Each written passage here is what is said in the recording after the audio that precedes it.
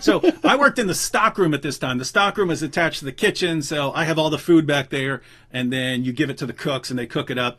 But then that's attached to the old building, right? The old mental hospital, which again we just used for storage. That's where paper towels and stuff like that would go because they take dusty, the boxes. Yeah, the boxes covered in sheets. Like like imagine that kind of building. The boxes for for an entire prison and stuff. They take up a lot of space, so they'd store them back there in the rooms that weren't like falling through. But so I walked back there. There's like an old organ from the 1800s, a little church area and stuff like that.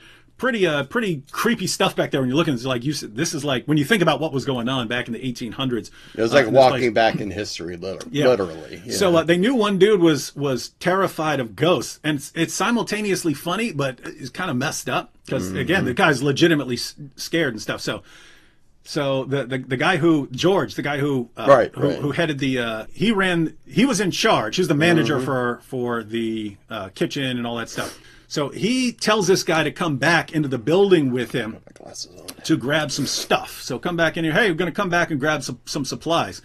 And the dude is like, take someone else, right? So he said, no, come on, I'll be with you and stuff. Anyway, he had Fix back there, and Fix is going, oh.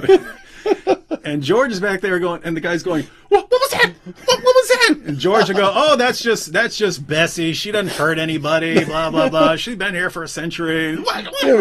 And so anyway, there are things to lock doors and stuff back there. So George actually like locks him in to a room back there and then leaves. And this dude just starts like freaking out, like flinging himself up against it and stuff.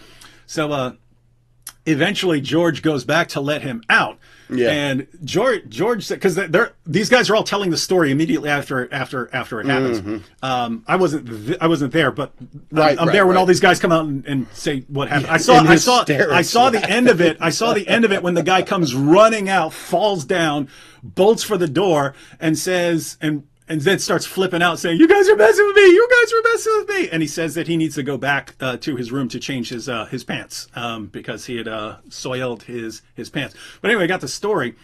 So George goes back, opens the door. Ben Stiller, really? I'm sorry. Go ahead. So George said, as soon as the door opens, boom! The guy flies by him. Right? He flies by him running, and Fix said, I heard him run, and stuff. And so he said, right as he's going by me, I reach out and grab his shoulder, and grab him. Fix said the dude flipped out, lands flat on his face, jumps back up, doesn't even look back to see it's Fix, right? Doesn't even look back, jumps up, and Fix said it was like in Scooby-Doo where their legs would be moving, but they're still in place, right? He was getting like a warm-up before he started running. Yeah, so he bolts out of there, and that's when he has to go change his drawers and stuff. It's funny because Fix comes out and he goes, well, what happened?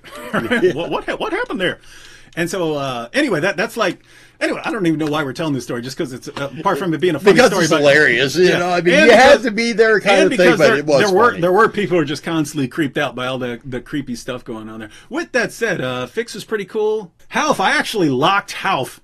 In the stock room, there was a room that had the chemicals in it, right? That had all the chemicals, like, you know. Yeah, we weren't allowed back in those areas for obvious reasons. Bleach, floor stripper. You couldn't be around floor stripper unless you're under supervision, because people would take a cup of that, stick it in a microwave, heat it up, and fling it in someone's face, and all your flesh melts off, right? Half had to go in to get some chemicals one time, and I was the only one back there. I was the only one working in the stock room, and Half had to go in to get some chemicals. And he'd been running his mouth about something. I was like, man, screw this. I'm locking him in here. So I actually locked him in from the outside, right? And it was cool because he pretended to be calling back up on his walkie-talkie until I opened the door. And it turns out he was just faking. Like even then, right? Even then, an inmate locks him in a room filled with chemicals. And he's still he's still not actually gonna get me in trouble. So yeah, Fix was cool. Half was cool guys. But back to. By the way, it said Randy's in the chat. Randy's not in the chat. Anyway, he could be in the chat. Okay, I'm just checking with you. No, okay. Randy's still locked up. Oh, So